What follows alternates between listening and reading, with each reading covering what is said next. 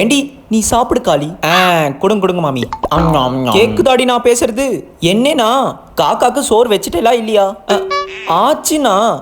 அப்புறம் எதுக்கு ஒரு பொம்மநாட்டியா ஆத்துக்கு வெளியே நின்றுட்டு இருக்க? உள்ளே வா. இரேனா நான் வந்துகிட்டு இருக்கேன். இந்த ஆத்துக்காரோட ஒரே பிரச்சனை.